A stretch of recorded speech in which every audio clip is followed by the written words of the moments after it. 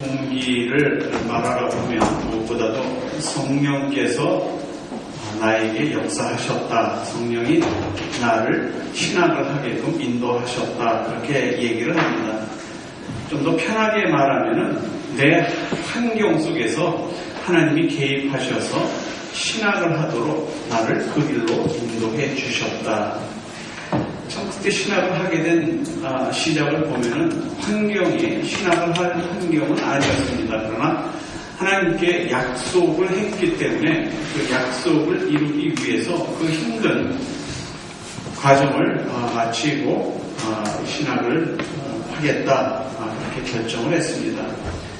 그렇게 해서 신학에 입학을 하고 신학 공부를 하는 과정을 거쳐가면서도 여러 가지 어려운 문제가 있었지만 그래도 하나님의 은혜로 과정을 잘 맞춰서 이렇게 목회를 하게끔 하셨습니다. 근데 신학을 하고 나서부터, 하기 전에도 그랬고 하고 나서도 그랬고 궁금한 점이 있었습니다. 제일 먼저 궁금한 것이 무엇이냐면은 부르심을 받은 목회자들, 사역자들, 특별히 교회의 목사들, 이 사람들은 도대체 얼마나 신령한 생활을 하고 있을까? 세상 사람들은 세상에 나가서 일을 하고 일하는 중에도 또 아침에 또 저녁에 또 수요일날 또 새벽에 또 주말에 이렇게 나와서 예배드리고 하는데 목사다 그러면은 일주일 내내 교회 일만 생각하고 교회 일만 하는 그러한 것을 생각을 했는데 과연 얼마나 그 신령한 생활일까? 하나님만 생각하고 하나님의 나라를 위해서만 생활하는 사람. 마치 초등학교 시절에 선생님은 변소도 안 가고 똥도 오줌도 안 싸는 곳으로 알았다가 어느 날 화장실에서 그 선생님을 만났을 때 그 실망감. 그 선생님도 나와 똑같이 화장실을 다니는구나. 거룩한 하나님의 부름을 받은 사역자, 거룩한 하나님의 말씀을 준비하고 그 말씀을 가르치고 신학을 하는 과정에서도 그 거룩을 위해서 준비하며 예비했던 사람. 그래서 그 사람들한테는 무슨 신령한 그 무엇인가 있을 게 아닌가라고 생각을 했는데 신학을 하고 나서부터 자주 목회자들, 신학교 다닐 때 이미 목회를 하는 목사들이 있더라고요. 그 다음에 교회에서 전도사는 전도사들도 있고 많은 그 사람들하고 얘기를 하다 보니까는 똑같이 잠자고 부부생활하고 아이 낳고 그런 똑같은 삶을 살더란 말이에요. 하나도 신령해 보이지 않는 거예요. 그래서 개신교 교회 목사보다는 그래도 캐톨릭 신부가 조금 더 거룩해 보이는 이유가 개신교 목사 그럼 뭐 가정이 있고 애들 지지고 볶고 애들 학비 걱정해야 되고 마누라도 옆에서 바가지 굽고 그런 부부싸움하고 개신교 목사 다 그렇게 한단 말이에요. 근데 신부는 보면은 없잖아요. 술 친구밖에 없잖아요. 술 먹고 담배 피우고 할 수 있지만 가정이 없으니까 오로지 하나님만 생각하는 것 같은 생각이 들더란 말이죠. 그런데 그 목사도 가끔 이렇게 강단에서 하나님 말씀 전하는 걸 보면 저 사람이 목사구나. 그래도 저 사람이 하나님 말씀을 많이 공부했구나. 그래서 존경스럽게 이렇게 보이기도 한단 말이죠. 그 다음에 궁금했던 것이 과연 신령한 은사라는 것, 하나님이 주신 선물이라는 것, 이것은 어떤 특정한 사람에게만 주는 것인가 하는 궁금증이 있었습니다. 왜냐하면 저도 그 은사를 받기 위해서 많이 기도하고 또 그런 은사가 있다는 그런 사람, 능력이 있다는 사람들로부터 안수를 받기 위해서 많이 찾아다녔습니다. 그래서 어떤 때는 손을 얹은 즉 그 사람의 과거도 알게 되고 그 사람의 미래도 알게 된다는 그런 신통망통한 권사님이 있다고 해서 그 권사님한테 가서 남자인 제가 그 여자 권사님한테 가서 머리를 뒤밀고 안수를 받기 위해서 갔잖아요. 그러니까 머리에 안수를 하지 않고 제 손을 잡으면서 기도를 많이 하게 있더라고요. 그런데 보니까 과거를 맞췄다는 것도, 앞일을 예언한다는 것도, 저 사람이 지금 사기를 치고 있구나 라는 것을 알게 되더라고요. 그렇지? 성경을 더 가까이 하니까 그게 보이더란 말이죠. 결코 그 일이 신학적이 아니고 그 일이 성경이 말하는 것이 아니라는 것을, 그 권사가 머리에 손을 얹은 즉 과거가 보이고 미래가 보이고 하는 건, 이거는 전쟁이나 하는 것이고 마술하는 사람이나 하는 것이지 결코 예수 믿는, 예수 그리스도의 지도자가 할 일은 아니다 하는 것이 보이더란 말이죠. 여러 가지 은사집회를 쫓아다닌 가운데서도 그 중에서 가장 폼나는 은사집회가 있었습니다. 병 고치는 은사집회입니다. 병을 손을 얹은 즉 그 병이 낫고 귀신이 떠나가고, 몇만 명 되는 집회 속에서 하나님이 지금 어느 성전에서 예배를 드리고 있는 어느 성도의 가슴에 있는 그 응아리병을 고쳐주셨습니다. 허리의 통증을 고쳐주셨습니다. 암을 고쳐주셨습니다. 아멘, 얼마나 신납니까?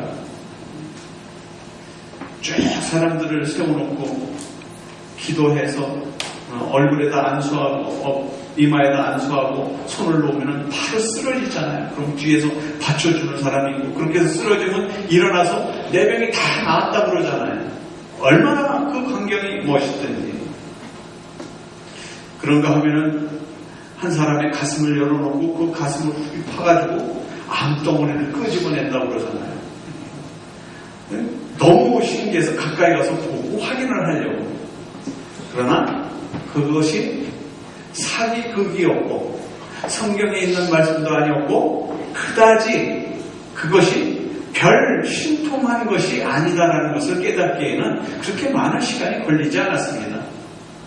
신학을 마치고 목사 안수를 받고 목회를 하다 보니까 어느 것이 진리이고 어느 것이 사기극인지를 이제는 확실히 아는데, 아직도 이렇게 목회를 했는데도 참으로 궁금한 것들이 많단 말이죠.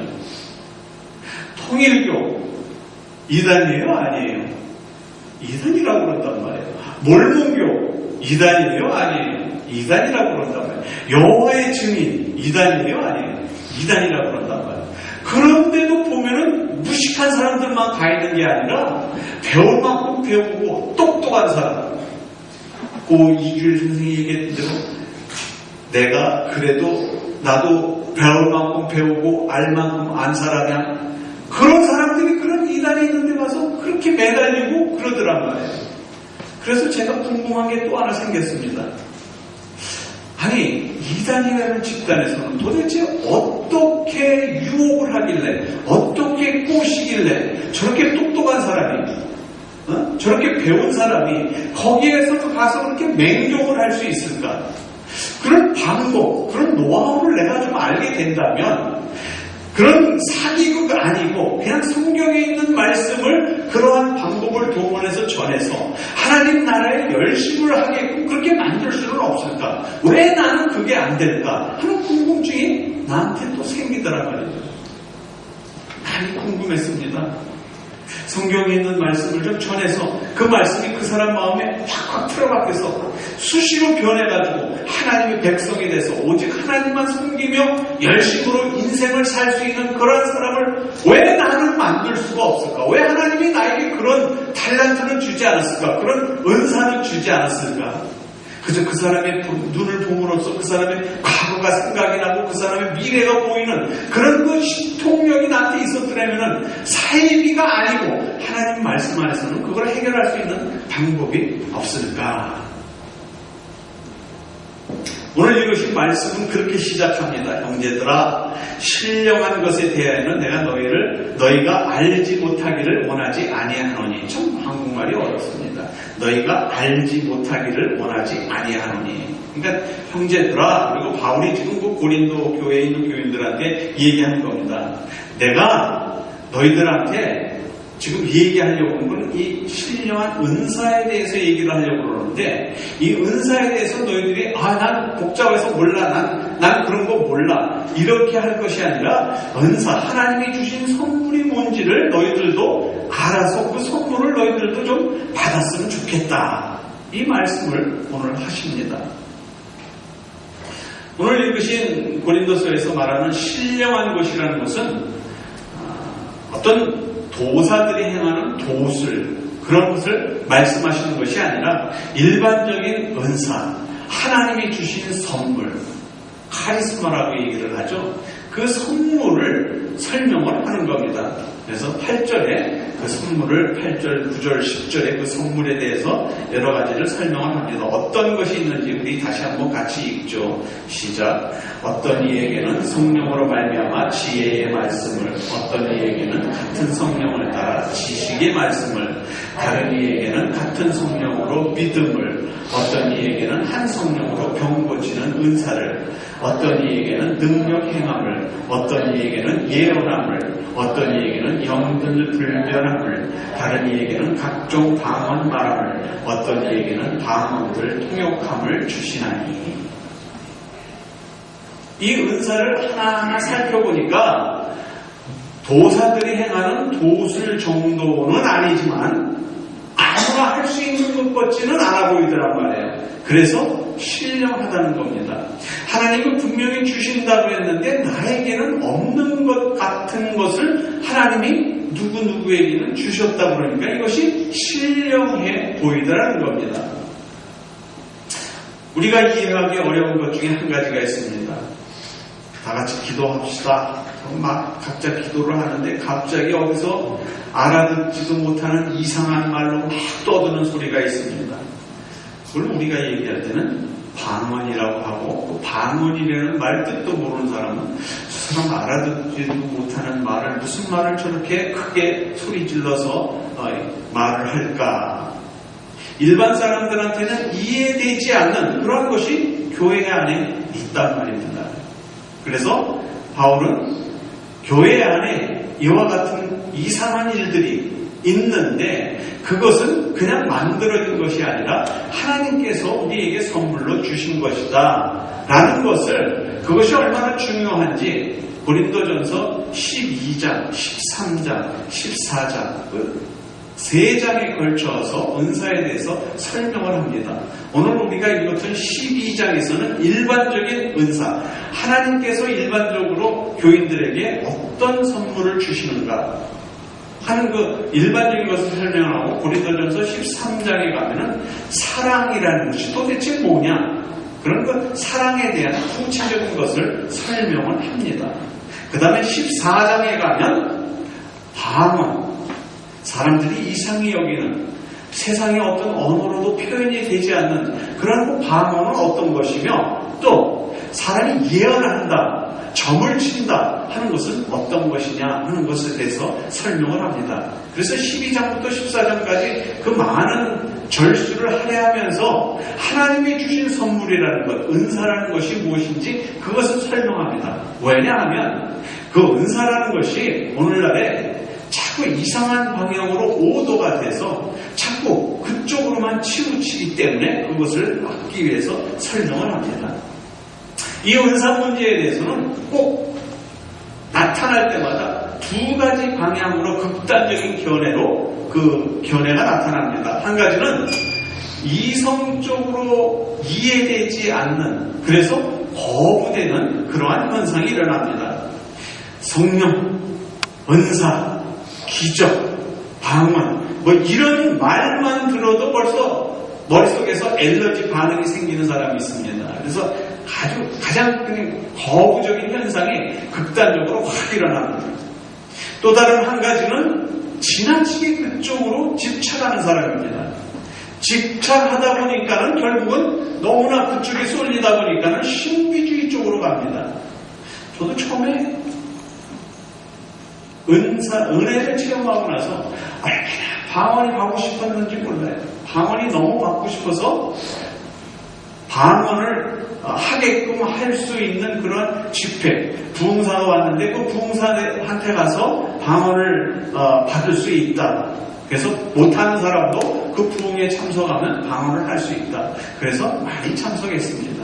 그래서 가서 보니까는 방언하는 사람, 못하는 사람 마주 손잡고 이렇게 짝을 져서 기도하게 하고 이 사람 방언하는 것을 따라서 해서 한번 해보고 그것도 안 되면은 크게 소리 질러서 할렐루야를 300번, 400번 해보라고 그러고 그 여러 가지 방법을 해서 방언을 했다는 사람들도 많은데 나는 방언이 안 되더라고요. 나는 왜 안 되나? 하나님은 나한테는 그걸 주시지 않는 모양이다. 그래서 방언을 그렇게 한 사람, 또 예를 들면은 내가 몸이 불편해서 그 몸에 불편한 것을 병 치료를 받기 위해서 누구한테 어느 사역자한테 안수를 받았더니 그 병이 낫더라. 그러니까 하나님이 이러한 신통한 일도 하시는구나. 그래서 그쪽으로 빠져 들어가는 사람들도 있단 말이에요. 그래서 은사, 그러면 아예 배척해버리는 사람, 특별히 장로교 목사들이 많이 그럽니다. 은사, 그래 너희들이나 해. 우리는 그냥 하나님의 말씀 안에 우리는 있는 거야. 그 다음에 오순절 쪽에 가면은 그 은사를 굉장히 많이 합니다. 그래서 오순절 쪽에서 일부에서도 그런 얘기도 하죠. 언제 성령 받았습니까?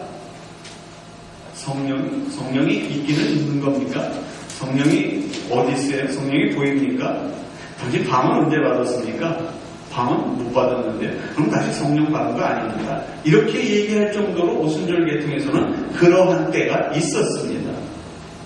장로교 쪽에서는 주시면 받고 안 주시면 못 받는 거. 왜냐하면 은사라는 것은 하나님이 주신 선물이니까 하나님이 선물로 주면 땡큐 그러고 받는 거고 선물 주는 사람이 줄 생각을 안 하고 있으면 그냥 못 받는 거예요. 억지로 가서 선물을 달라고 할 수는 없잖아요.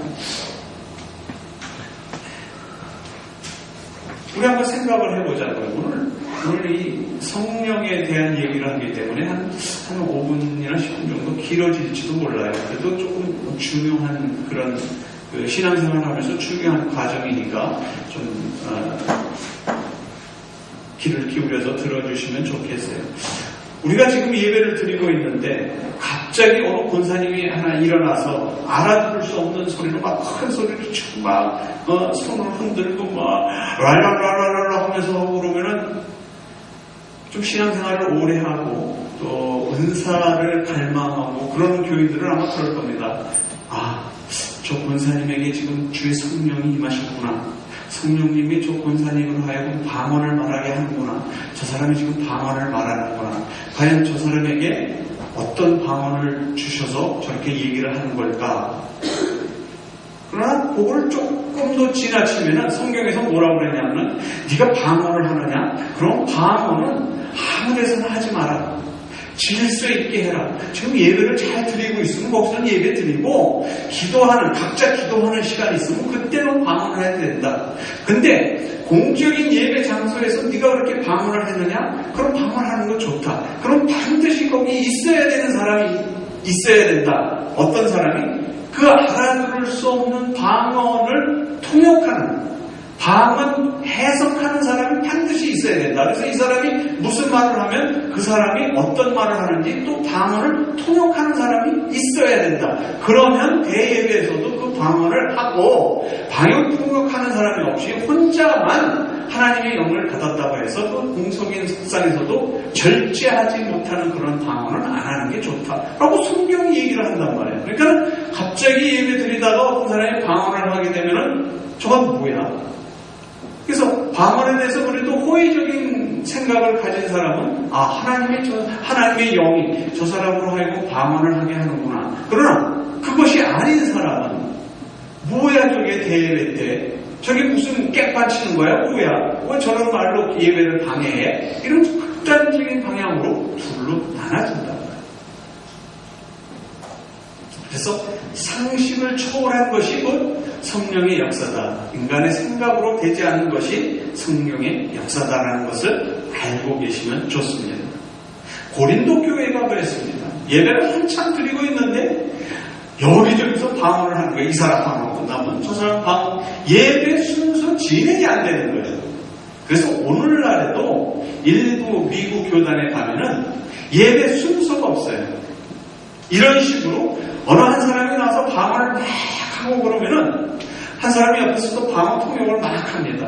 그리고 또 어떤 사람이 방언을 하게 되면은 방언 끝난 다음에 또 다른 사람이 방언 통역을 하고 그러다가 성령의 인도함을 받아서 어떤 사람이 혼자 나와서 말씀을 전합니다.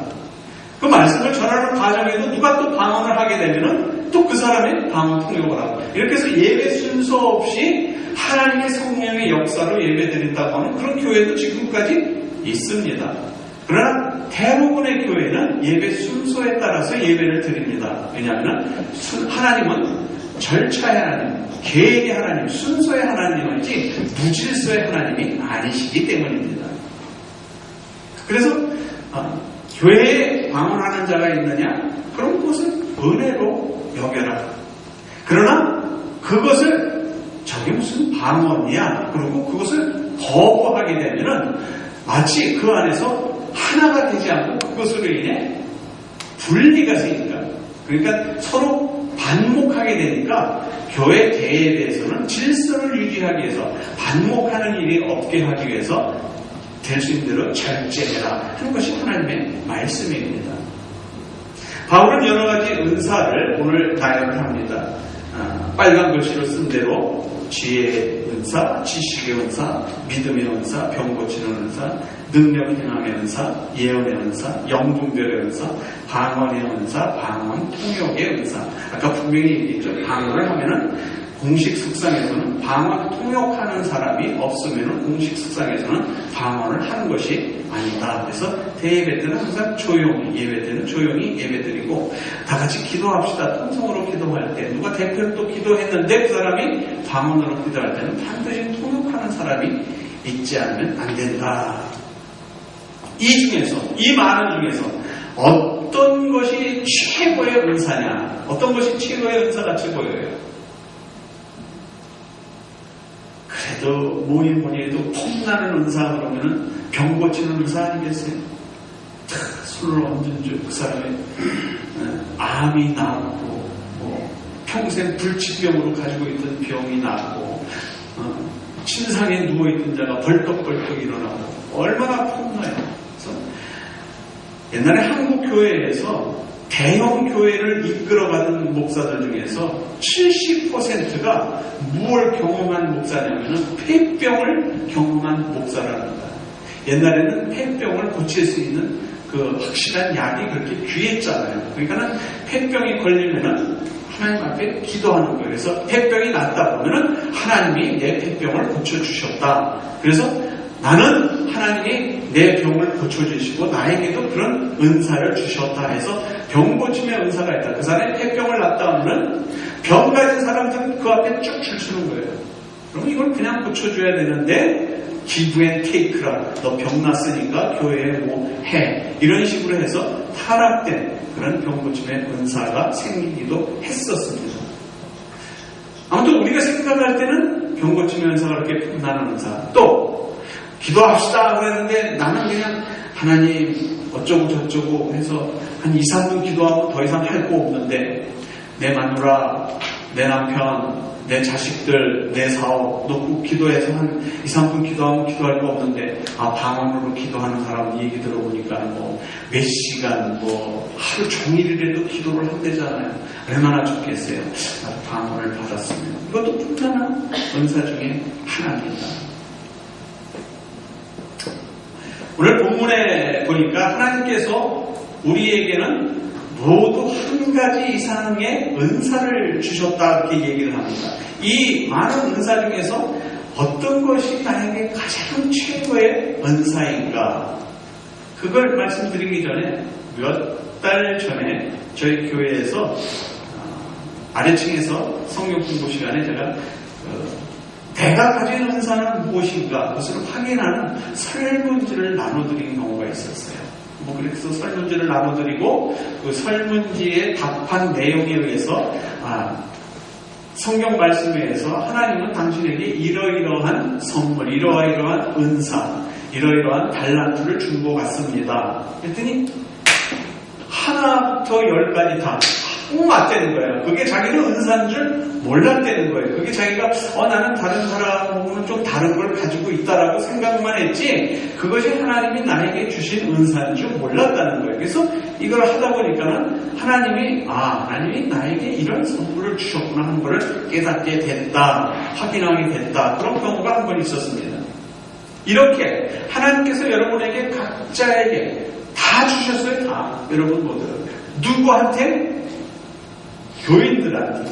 예수 믿는 사람들한테. 근데 이 예수 믿는 사람들이 정말 하나님 나에게 어떤 은사를 주셨나? 정말 하나님이 주시는 최고의 은사 중에서 정말 우리에게 꼭 필요하며 우리가 신앙생활을 하는데 최고로 가지고 있어야 될 은사가 무언가? 그 은사를 보니까는 가장 귀한 은사를 보니까는 예수를 그리스도로 고백할 수 있는 것이 가장 큰 은사래요. 믿음의 은사. 믿음이 있다? 뭐예요? 예수를 그리스도로 고백하는 믿음. 예수는 나의 주님. 예수는 나의 주. 내가 예수님이 나를 위해서 십자가에 돌아가신 것, 부활하신 것, 승천하신 것, 내 육신의 생활을 끝나면 이제 그가 우리를 부르셔서 영원히 하나님 나라에서 천국 생활을 할 수 있는 그 믿음. 이게 돌지 않고서야 어떻게 믿어지느냐 말이에요. 그런데 예수 믿는 사람들은 그게 믿어진다고 그런단 말이에요. 세상 사람들한테 가서 야, 예수 믿고 복받아. 우리가 그렇게 하는 얘기가 뭐예요?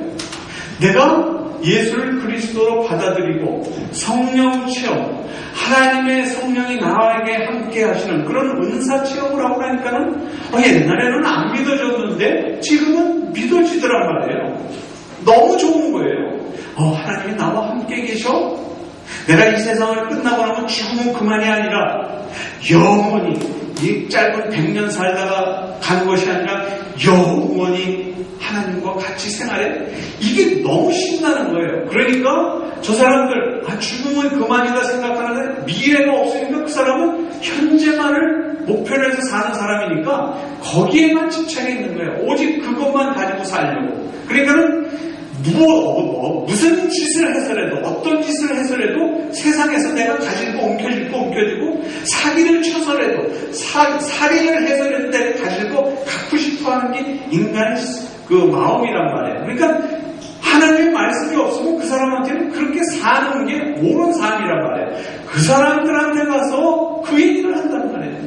야, 나도 옛날에 너처럼 그렇게 방탕하게 살았는데 내가 예수를 믿고 보니까 정말 내 마음이 뜨거워지고 정말 내가 하나님이 예수 그리스도를 보내주시고 그 예수 그리스도께서 십자가에 피를 흘리심으로 내가 그 피의 제상을 얻어서 내가 이렇게 구원받았다. 이제 나는 죽으면 너처럼 죽으면 그만이 아니라 영원히 내가 하나님과 같이 산다.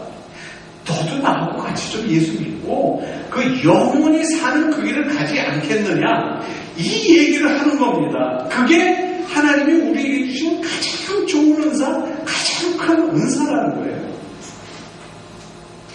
같이 읽죠. 시작. 그러므로 내가 너희에게 알게 하노니 하나님의 영으로 말하는 자는 누구든지 예수를 저주할 자라 하지 않고 또 성령으로 아니하면 누구든지 예수를 주시라 할 수 없느니라. 하나님의 영을 가지고 있는 사람은 야, 예수가 있긴 뭐가 있냐, 야, 예수를 믿으려면 내 주먹을 믿어라, 이런 소리를 못한다는 거예요.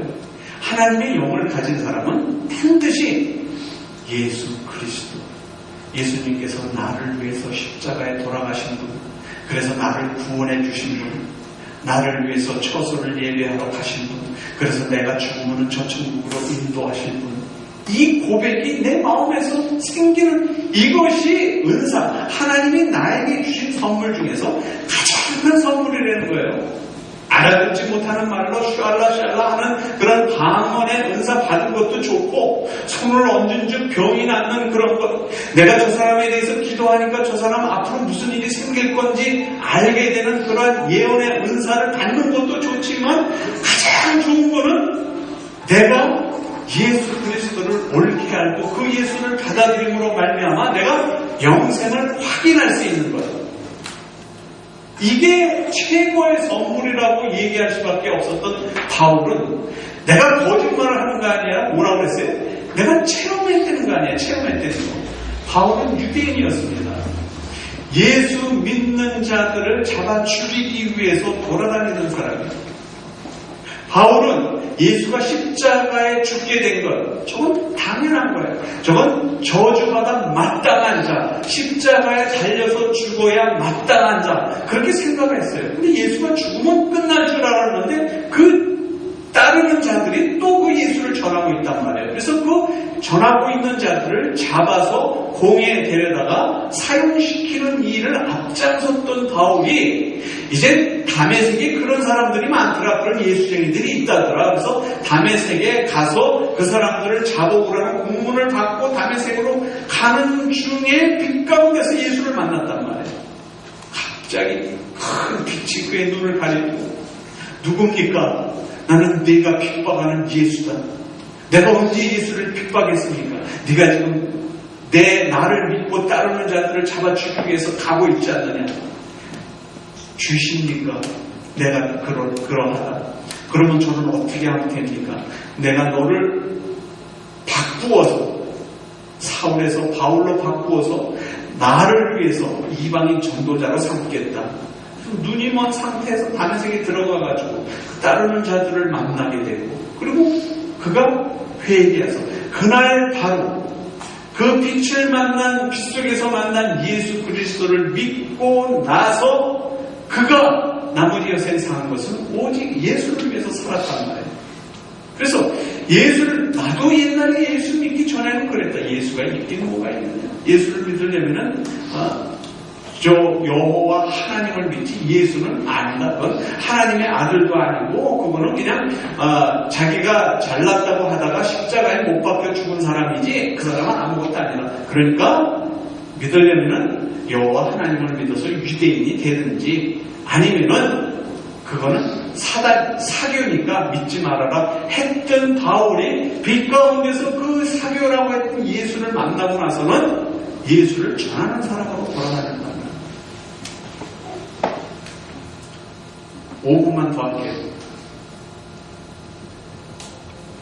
저주받아 마땅하다 라고 하는 자들을 따르는 그 자들을 잡아주기 위해서 가던 바울이 회개했던 것처럼 예수는 저주할 자다.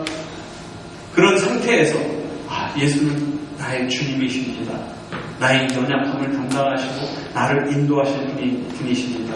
이렇게 변한 것이 곧 성령의 역사라는 거예요. 누가 그렇게 완악한 바울을 변화시키겠어요? 아무도 할 수 없는 거예요. 그러나 하나님이 하신 겁니다. 주의 성령이 하신 겁니다. 이것이 주의 성령이 바울을 바꿔놓을 수 있었던 것처럼 여러분을 그 성령이 바꿔놓으신 거예요. 그래서 오늘 말씀을 통해서 우리가 알게 되는 것은 예수는 그리스도, 예수는 나의 구세주, 이 고백을 할 수 있는 자가 신자다. 이 고백을 할 수 있는 자가 하나님께 큰 선물을 받은, 믿음을 선물로 받은 자다. 오늘 그 설명을 하시는 거예요. 바울은 그 고백 위에 평생을 선교사 사역을 감당하게 된 겁니다. 그 고백 위에 돌아다니는 곳마다 이방인들을, 유대인들을 예수를 믿게 하고 거기에 교회를 설립하고, 그래서 가는 곳곳마다 교회를 설립하게 된 겁니다. 그래서 이 바울은 그 일을 행하기 위해서 정말 하나님께서 그에게는 많은 선물, 많은 은사를 주셨어요. 믿음의 은사를 주셔서 절대로 그 이후에 그는 예수 그리스도를 배반하지 않는 그러한 삶을 살게 됩니다.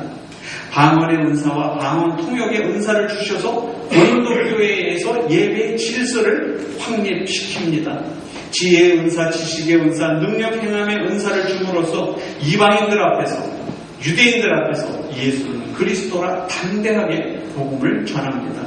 병 고치는 은사를 주셔가지고 이 바울의 설교를 듣다가 졸다가 지붕 2층에 있는 창문에서 졸면서 설교 듣다가 떨어져서 죽은 사람을 가가지고 다시 안수해서 살리잖아요. 그런 병 고침의 은사를 또 주셨단 말이에요. 영분별의 은사를 주심으로 가는 곳곳마다 이방 신의 그 사탄의 악령의 역사, 또 마술의 역사로 해서 그들의 역사를, 그들의 마술을 행하는 모습을 보고 바울이 가가지고 그건 아니다. 그건 성령의 역사가 아니다. 올바른 성령의 역사를 설명해 줌으로 해서 이방 신들을 제압하는 그런 것을 하나님이 선물로 주셨습니다. 오늘 주님께서 우리들에게 주신 말씀을 통해서 확실하게 알고 돌아가셔야 될 것은 나는 예수를 그리스도로 고백하고 있는가? 나는 그 예수 그리스도께서 나에게 주신 말씀대로 살고 있는가? 한번 생각하고 과연 그러하다 아멘으로 받으시고 아직 나는 그렇지 않은데 그러면 좀 더 깊이 기도하며 말씀 속에 들어가야 될 겁니다. 만일 내가 행하고 있는 이들이 성경에서 하지 말라 하는 것들을 내가 행하고 있다면 그 안에는 결코 주의 성령 은사가 없단 말이에요. 그러한 하나님이 기뻐하시지 않는 일을 행하면서도 하나님의 은사를 받았다고 하는 건 거짓말하는 자다. 성경은 그런 것들이 주님을 따르지 않는 자들이며 주님 주인으로 모시지 않는 자들이다. 그러면서 마음에는 하나님을 모시고 주의 성령을 모시고 있다고 하면서도 자기 자신이 주인에서 자기가 하고 싶은 대로 자기 뜻대로 자기 길을 가는 사람들이다.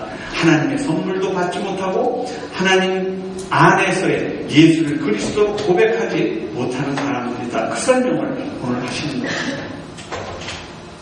만약 여러분의 마음이 하나님의 말씀을 따라서 삶을 사는 것이 힘들고 어렵지만 그 안에서 말씀으로 인해 기쁨이 얻어지고 기쁨뿐만 아니라 내 기쁨으로 인해서 하나님께 더욱더 가까이 갈 수 있는 마음이 생기는 것 하나님께서 여러분들에게 신령한 은사를 주셨다 믿으시기 바랍니다.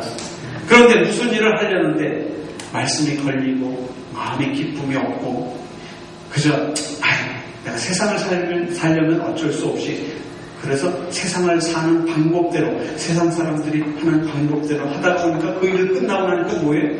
하나님을 향한 기쁨이 없잖아요. 기도하시기 바랍니다. 그래서 예수가 나의 주인이시오 나의 주십니다. 이 고백을 누구나가 할 수 있기를 바랍니다.